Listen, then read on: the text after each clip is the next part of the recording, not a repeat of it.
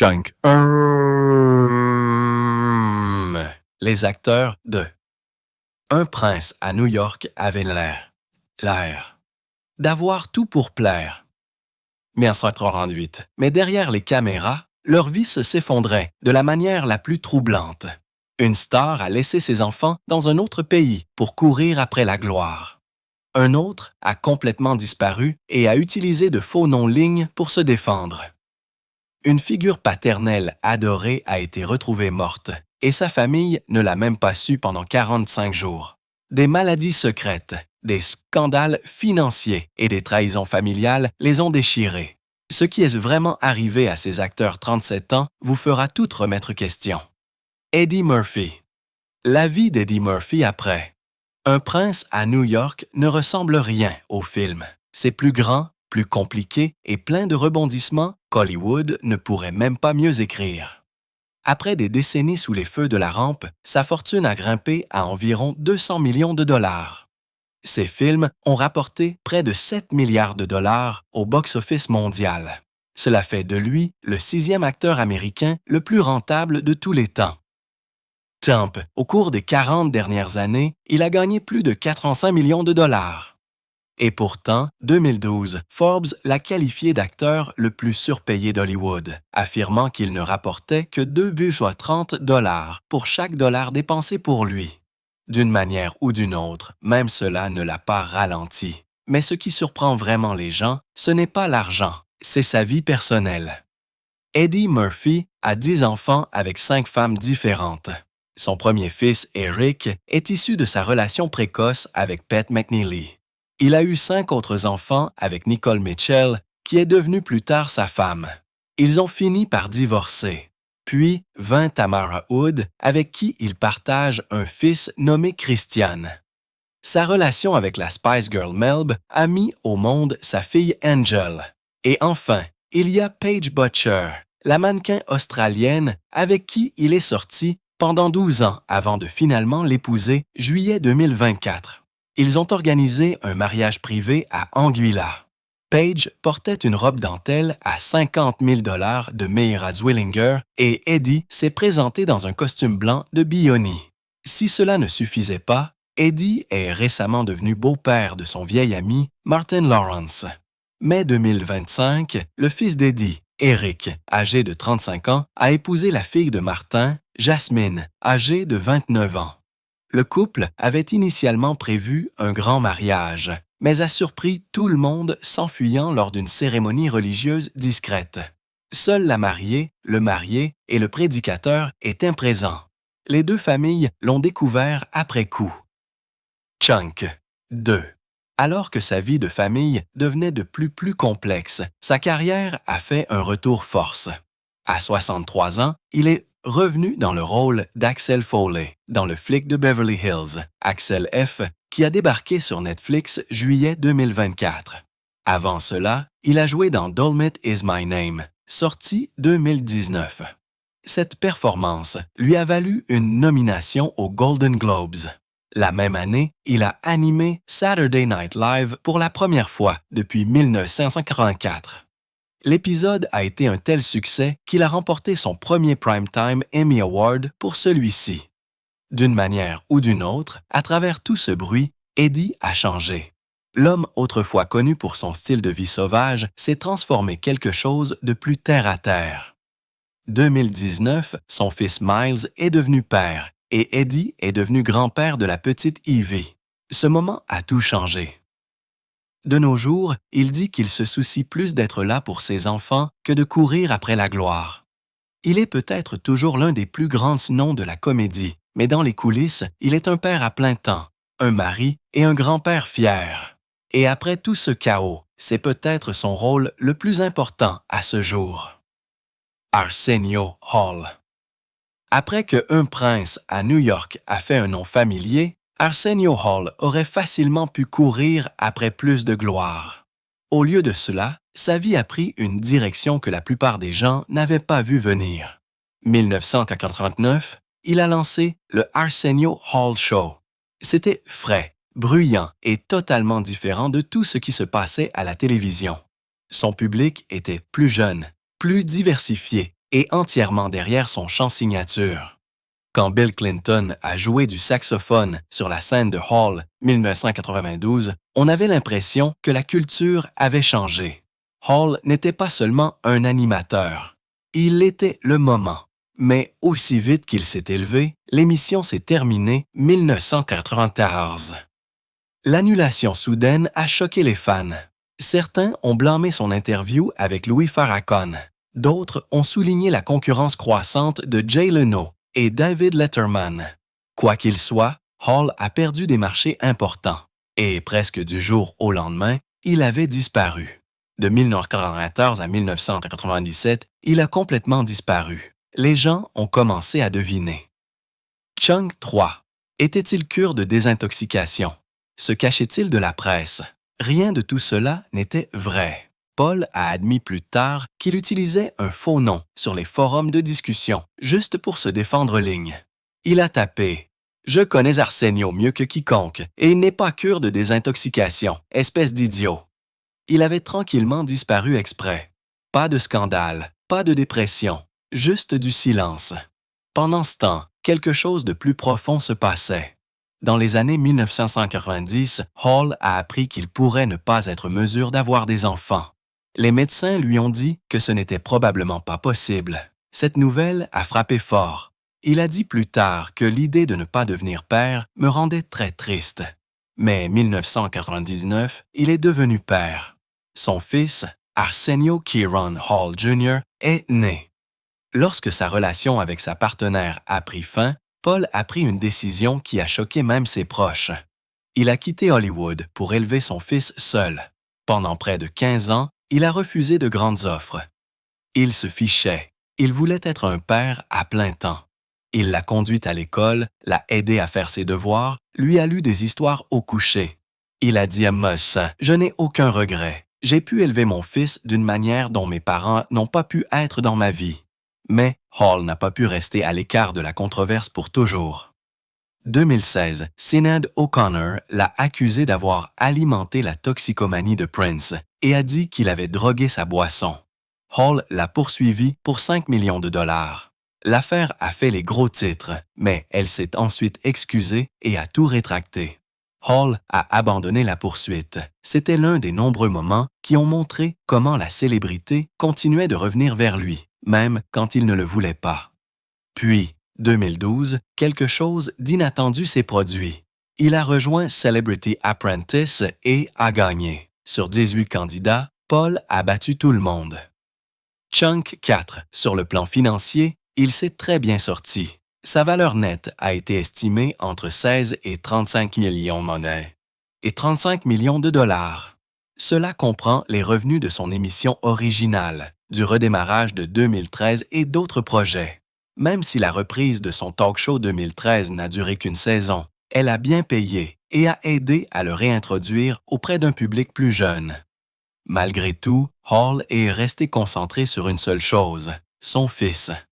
Arsenio Jr., qui s'appelle maintenant Kieran, a obtenu son diplôme de l'Université de l'Indiana 2023. Pour Hall, c'était la plus grande victoire de toutes. Il a élevé son fils comme il le voulait. Maintenant, avec son fils adulte, il revient lentement à la comédie et à la télévision, non pas courant après la gloire, mais faisant simplement ce qu'il aime. James Earl Jones. James Earl Jones est devenu une légende bien avant que la plupart des gens ne voient son visage. Sa voix, à elle seule, a façonné des enfances, inspiré des générations et donné vie à des géants comme Darth Vader et Mufasa. Mais derrière cette voix puissante se cachait un homme qui menait une bataille privée, qu'il ne savait même pas qu'il menait. Au milieu des années 1990, alors qu'il était dans la soixantaine, il a participé à un programme de régime et de remise-forme pour améliorer sa santé. Un jour, alors qu'il se reposait entre les séances, il s'est endormi sur un banc de la salle de sport. Un médecin à proximité l'a vu et a dit « Ce n'est pas normal ». Ce ne l'était pas. Jones a passé des tests et le résultat l'a frappé comme un coup de tonnerre. Il était atteint de diabète de type 2. Il vivait avec cette maladie depuis des années sans le savoir. Sa mère l'avait. D'autres membres de sa famille l'avaient, mais d'une manière ou d'une autre, cela lui avait échappé. Même lorsqu'il travaillait sur des projets importants comme le doublage de Mufasa dans Le Roi Lion et de Darth Vader dans les préquels de Star Wars. Lorsqu'il a été diagnostiqué, tout a changé. Pas seulement pour lui, mais pour toute sa famille. Il a dit un jour, « Toute ma famille est devenue diabétique, non pas parce qu'ils étaient malades, mais parce qu'ils ont changé leur vie autour de la sienne. » Sa femme et son fils ont commencé à surveiller tout ce qu'il mangeait. Ils sont devenus son système de soutien. Chunk 5. Ils l'ont aidé à éviter les desserts qu'il aimait, en particulier les fraises à la crème. Ensemble, ils ont fait un effort d'équipe. Cet effort a fonctionné. Jones a géré la maladie pendant plus de 20 ans, jusqu'à son décès le 9 septembre 2024 à Pawling, dans l'État de New York. Il avait 93 ans. Même avec le diabète, Jones n'a jamais ralenti. 1991, il a remporté 2 Primetime Emmy Awards la même année. L'un pour le meilleur acteur dans Gabriel's Fire, l'autre pour le meilleur acteur dans un rôle de soutien dans Heat Wave. Il a continué à jouer jusqu'à ses 90 ans. À 90 ans, il est revenu pour jouer le rôle du roi Jaffe Joffer dans Un prince à New York 2, une suite du film qu'il avait rendu emblématique pour une nouvelle génération. C'était son dernier rôle. Il a gagné quelque chose que seuls quelques artistes atteignent. Un EGOT. Cela signifie qu'il a remporté un Emmy, un Grammy, un Oscar et un Tony. 2022, 2 ans avant sa mort, Broadway a renommé le Court Theatre James Earl Jones Theatre. C'était un honneur rare de son vivant. Shari Headley. Shari Headley est devenue une star du jour au lendemain après la sortie de Un prince à New York 1988. Son rôle de Lisa McDowell a conquis tous les cœurs et les fans s'attendaient à ce qu'elle devienne un visage régulier à Hollywood. Mais ce qui s'est passé après cela a été beaucoup plus compliqué que quiconque ne l'imaginait. Sa carrière a pris des tournures étranges. Sa vie personnelle a été pleine de revers et les projecteurs ne l'ont jamais vraiment suivie là où elle est allée ensuite. Mais 1993, Shari a épousé Christopher Martin, connu par des millions de personnes sous le nom de Play, du duo hip-hop Kid and Play. Pendant un moment, cela a ressemblé à un match parfait. Mais cette image heureuse n'a pas duré longtemps. Tout juste 2 ans plus tard, ils ont divorcé, juin 1995. Pendant cette courte période, ils ont eu un fils nommé Skyler, né avril 1994. Après la séparation, Martin est devenu distant. Il n'a pas seulement disparu de sa vie, mais aussi de celle de ses fils. La situation est devenue si tendue que des poursuites judiciaires ont suivi. Martin a fait face à des accusations pour pension alimentaire impayée et Shari a fini par élever leur fils seul. Chunk 6. Avant ce mariage difficile, Shari avait été liée à Russell Simmons dans les années 1980. Simmons a dit un jour qu'elle était ambitieuse et qu'elle n'était pas facilement émue par la célébrité ou l'attention. Cette brève relation n'a mené à rien de permanent, mais elle a montré dès le début que Shari n'allait pas être un autre stéréotype hollywoodien. Ce qui est surprenant, c'est qu'elle n'avait jamais prévu de devenir actrice du tout. Son père, Godfrey, était technicien dentaire et elle voulait devenir médecin. Elle était une étudiante pré-médecine axée sur la science et la médecine, mais en 1984, sa sœur a envoyé sa photo à l'agence de mannequins Ford sans même lui parler. Shari a fini par remporter la campagne Face of the 80s. Elle a été engagée instantanément. Pourtant, elle s'est accrochée à son rêve de travailler dans la médecine jusqu'au jour où elle a assisté à une autopsie. Ce moment a tout changé. Elle a réalisé qu'elle avait le cerveau pour ce travail, mais pas l'estomac. Après, Un prince à New York, sa carrière cinématographique n'a pas explosé comme beaucoup s'y attendaient, mais elle s'est tranquillement bâtie un nom solide à la télévision.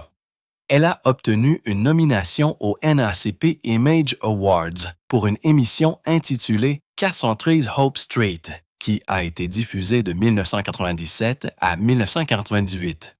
Cela n'a pas duré longtemps, mais cela signifiait quelque chose. À peu près à la même époque, elle a commencé à faire quelque chose que la plupart des gens n'avaient jamais vu venir.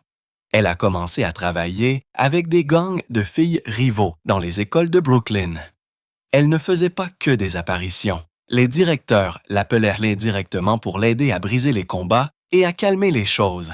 Elle est devenue qu'une voix respectée dans la communauté. Alors que la plupart des actrices se concentraient sur les manchettes, Shari était dans les salles de classe pour essayer de changer des vies. 2021, elle est revenue saucée sur les écrans dans Un prince à New York 2. Il s'était écoulé 33 ans depuis son rôle décisif. Beaucoup de choses avaient changé, mais elle avait toujours la même présence, la même étincelle. Son retour n'était pas qu'un caméo de film. C'était un moment de boucle bouclée. Après toutes ces années, les luttes et les détours, elle a prouvé qu'elle avait toujours sa place. John Amos. John Amos était plus qu'un simple acteur, il était un symbole de force à l'écran. Chunk 7, l'homme qui a joué Cleo McDowell, James Evans et tant d'autres, a laissé derrière lui un héritage qui s'étend sur plus de 50 ans. Mais le dernier chapitre de sa vie a été rempli de chagrins que personne n'avait vu venir. Il est décédé le 21 août 2024 à 17h08 à l'hôpital Centinela d'Englewood, Californie.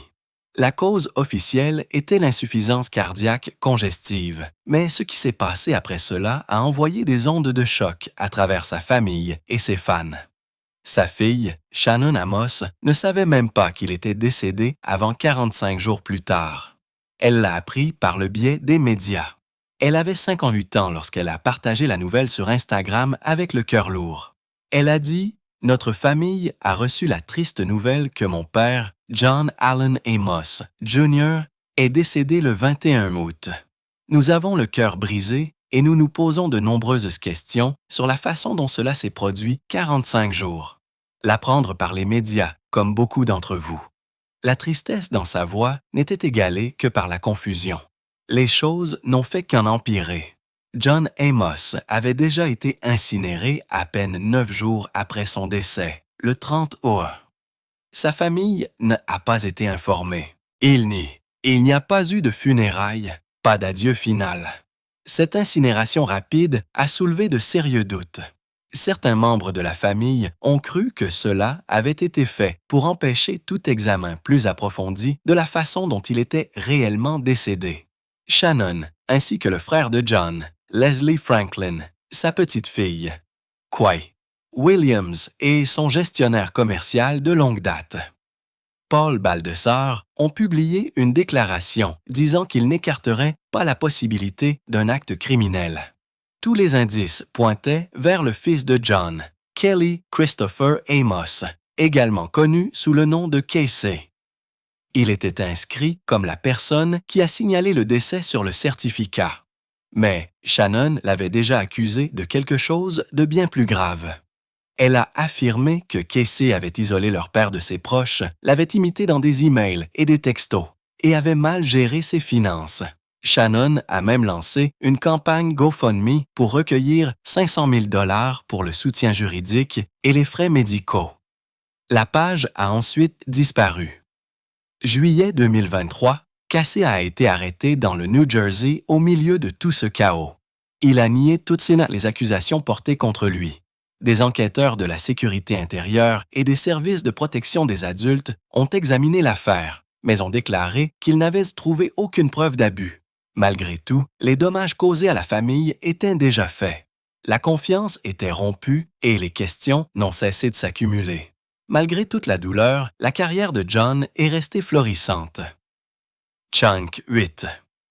À 41 ans, il est revenu sur le grand écran dans Un prince à New York 2. 2021.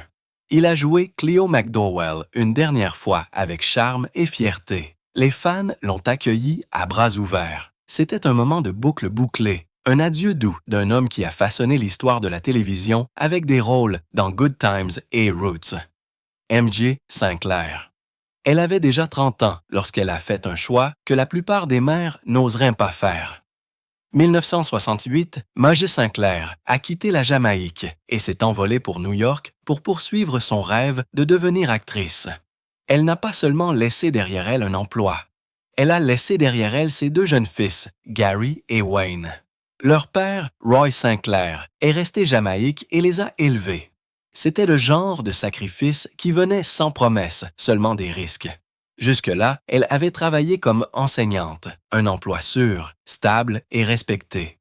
Mais elle a tout abandonné pour quelque chose de complètement incertain. Son mariage n'a pas survécu à la séparation. 1969, à peine un an après son déménagement, elle et Royston ont officiellement divorcé. La même année, elle a recommencé. Elle a trouvé du travail comme mannequin et a lentement commencé à se frayer un chemin dans le monde du théâtre new-yorkais. Ce n'était ni rapide ni glamour. C'était difficile, mais elle a trouvé un chemin grâce au travail scénique, obtenant finalement des rôles avec le New York Shakespeare Festival et le Joseph Pabst Public Theatre. Puis est venue la télévision. 1979, elle a été choisie pour l'émission Trapper John M.D. Elle prenait de l'élan, mais coulisses, quelque chose de grave se passait. 1982, on lui a diagnostiqué une leucémie. Elle ne l'a pas rendu public. Pendant 13 ans, elle a combattu le cancer tranquillement tout continuant à travailler. Les médecins ne s'attendaient pas à ce qu'elle vive très longtemps, mais elle l'a fait. Elle a surmonté ses prédictions et a continué à se présenter. La même année, elle s'est remariée. Son deuxième mari était l'acteur Dean Compton. Leur mariage a commencé en 1942, juste au moment où sa maladie commençait. Chunk, 9. Il est resté à ses côtés jusqu'au bout. Il était là pendant les traitements, pendant la fatigue, pendant tout. Alors que beaucoup auraient reculé, elle est restée sous les feux de la rampe. Non pas par fierté, mais parce qu'elle met son travail. Sa carrière n'a pas ralenti. 1991, 9 ans après le début de sa maladie, elle a remporté le Primetime Emmy Award de la meilleure actrice dans un rôle de soutien dans une série dramatique pour son rôle dans Gabriel's Fire. Elle avait déjà été nominée 5 fois, mais cette fois-ci, elle a finalement remporté la victoire. C'était la preuve qu'elle l'avait toujours. Même si le cancer continuait de se propager, ses performances n'ont pas perdu de leur puissance. Puis est venu un rôle qui semblait presque être le destin. 1941, elle a prêté sa voix à Sarabi dans Le Roi Lion. Elle a joué la mère de Simba, la Reine Lion, face à James Earl Jones dans le rôle de Mufasa. C'était une réunion discrète pour le couple, qui avait autrefois joué la royauté ensemble dans Un prince à New York. Cette performance allait être sa dernière. Le film est sorti en 1995.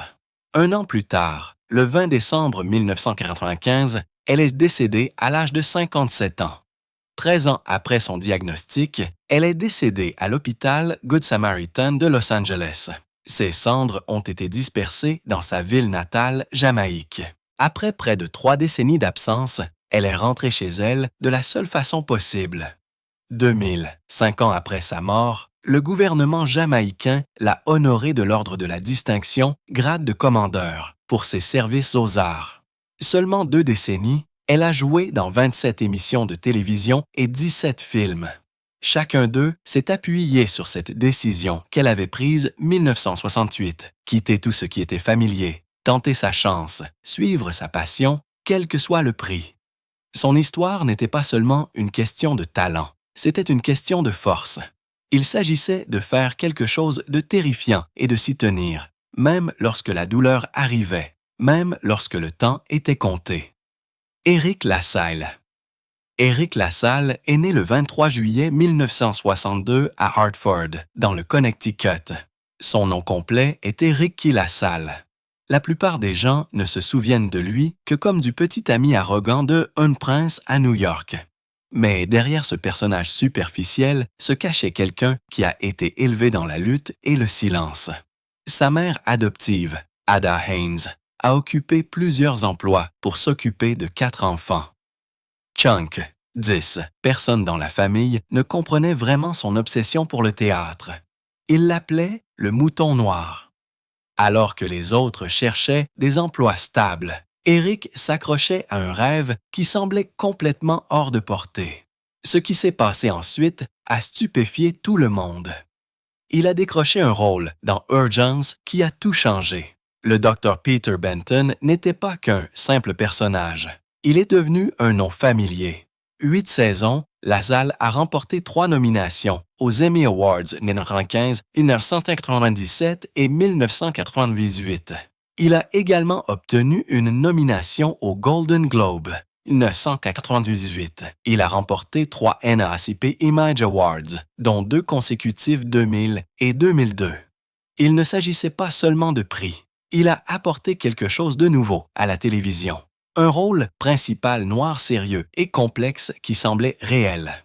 Mais l'histoire ne s'est pas arrêtée quand il a quitté Urgence. La plupart des acteurs s'éteignent. Lui, non. Il est passé derrière la caméra et a pris le contrôle. Tant que producteur exécutif et réalisateur pour Dick Wolf Entertainment, il a aidé à diriger Chicago PD pendant 4 ans. Il a également réalisé des épisodes de Law and Order, Organized Crime et plus encore. Son travail a touché de grands réseaux comme HBO, Showtime, NBC, Fox et CBS. Tranquillement, il est devenu l'un des réalisateurs les plus fiables du secteur. Puis est venue une autre surprise. À 61 ans, il a commencé à écrire des romans, pas n'importe quel roman, des thrillers. 2022 et 2023, il a publié 3 livres, Laws of Depravity, Laws of Wrath et Laws of Annihilation. Les critiques les ont adorés, mais LaSalle a admis que ce n'était pas facile. Faire irruption dans un genre principalement dominé par les hommes blancs lui a rappelé ses débuts à Hollywood. Il a dit que les portiers se sont toujours présentés dans sa vie et que pour les dépasser, il fallait plus que du talent. Il fallait de la patience et du crâne. Maintenant, 2025, il fait tout. Chunk, 11. Il joue dans On Call sur Amazon. Il le réalise également et il est le producteur exécutif. C'est la première émission scénarisée continue de Wolf Entertainment. LaSalle a déclaré qu'il s'était inspiré du travail de Jason Bateman sur Ozark, où une personne peut tout faire. Maintenant, il fait exactement cela. La carrière d'Éric LaSalle ne se résume pas à jouer la comédie. Il s'agit d'escalader tranquillement tous les murs qui ont été placés devant lui. De l'enfant oublié de Hartford à l'un des conteurs les plus puissants d'Hollywood, son parcours prouve que la réinvention n'est pas seulement possible, elle peut être imparable.